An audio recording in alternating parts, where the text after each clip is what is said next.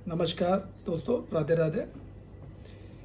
अगर आप भी म्यूचुअल फंड सेलेक्ट करते हुए केवल लास्ट 1 ईयर का रिटर्न देखते हैं तो ये गलती बिल्कुल भी ना करें, क्योंकि म्यूचुअल फंड सेलेक्ट करते हुए हमें बहुत सारे पैरामीटर देखने चाहिए। आज मैं आपको सभी पैरामीटर्स बताऊंगा। सबसे पहला पैरामीटर है alpha of the fund. Alpha होता है कि जो हमने म्यूचुअल फंड सेलेक्ट किया है वो अपने बेंचमार्क इंडेक्स को बीट करे। अगर उसका अल्फा पॉजिटिव है और 1 है या 2 है तो इसका मतलब है कि उसका जो रिटर्न है वो 2% हाइयर है उसके बेंचमार्क इंडेक्स से, क्योंकि किसी भी फंड का जो रिटर्न है उसके बेंचमार्क इंडेक्स से ज़्यादा होना चाहिए। अदरवाइज़ उस फंड में इन्वेस्ट करने का कोई बेनिफिट ही नहीं है।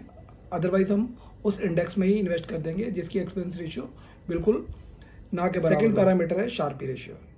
शार्पी रेशियो हमें बताता है कि जो म्यूचुअल फंड है वो कितना रिस्क ले रहा है और उसके अगेंस्ट कितना रिटर्न जनरेट कर रहा है। जैसे मैं आपको एग्जांपल के साथ बताऊं तो जैसे हम एफडी में इन्वेस्ट करते हैं तो हमारा रिस्क भी कम होता है और रिटर्न भी कम होता है। लेकिन अगर हम स्टॉक मार्केट में इन्वेस्ट कर दें तो उसमें हमारा रिस्क भी ज़्यादा होता है लेकिन रिटर्न भी ज़्यादा होता है।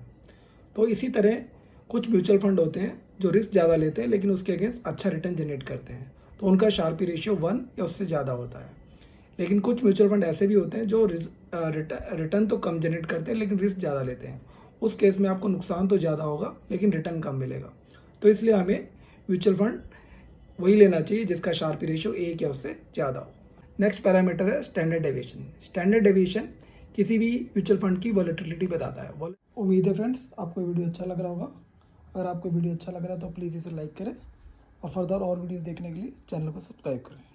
वॉलेटिलिटी का मतलब है कि जो भी हमने फंड सेलेक्ट किया है वो अपने एवरेज रिटर्न से कितना प्लस माइनस जा सकता है। फॉर एग्जांपल, जो हमने फंड सेलेक्ट किया उसका एवरेज रिटर्न 10% है और अगर उसका स्टैंडर्ड डेविएशन 5% है तो इसका मतलब है वो 5% ऊपर या नीचे जा सकता है।